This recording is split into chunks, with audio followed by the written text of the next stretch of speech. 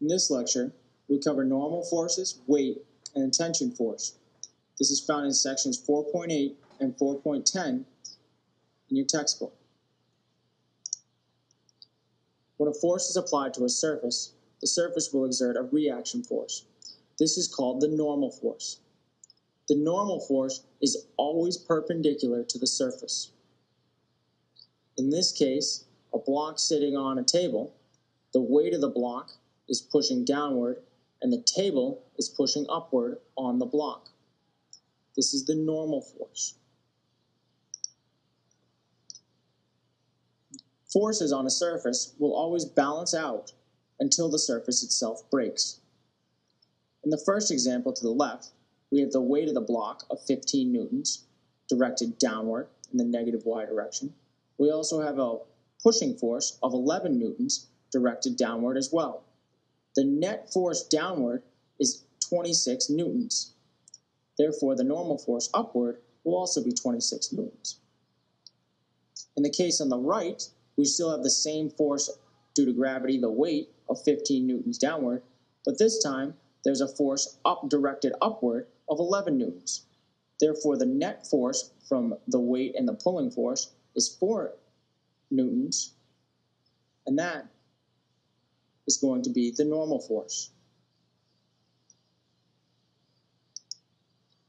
You may ask, why doesn't the block move upward since there's a force directed upward on it?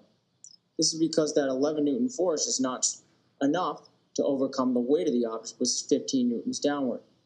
Therefore, the normal force makes up for that extra 4 newtons.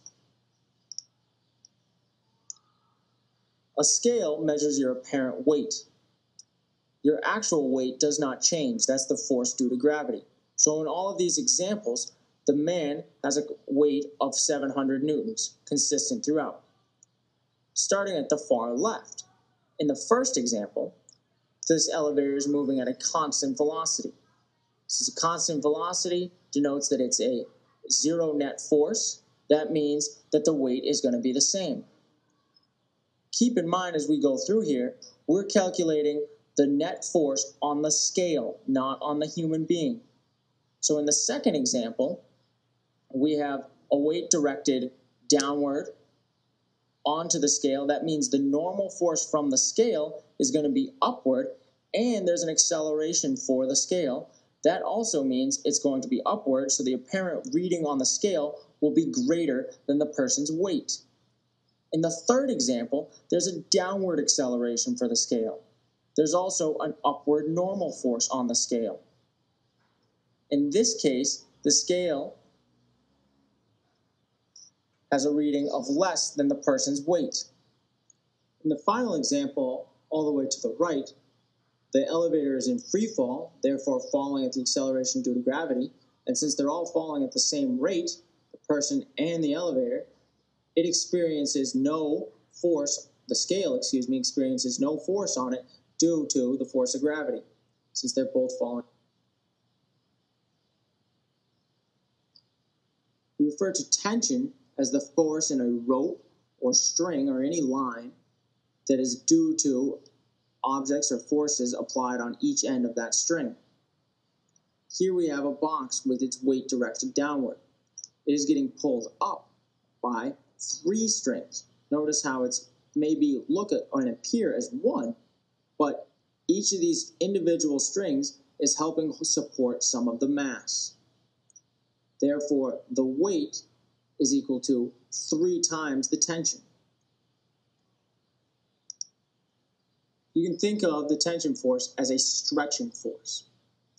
Throughout this class, for the rest of the year, we will assume that all ropes are massless and all pulleys are frictionless.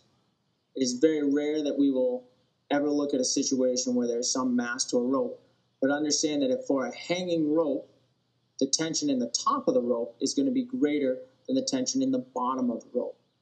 This is this is in a real life scenario due to the fact that there's more mass hanging from the rope connected at the top than at the bottom. I hope this helped answer some of your questions, and if you do have any more, make sure to write them down and bring them to class tomorrow. Thank you very much. Have a good night.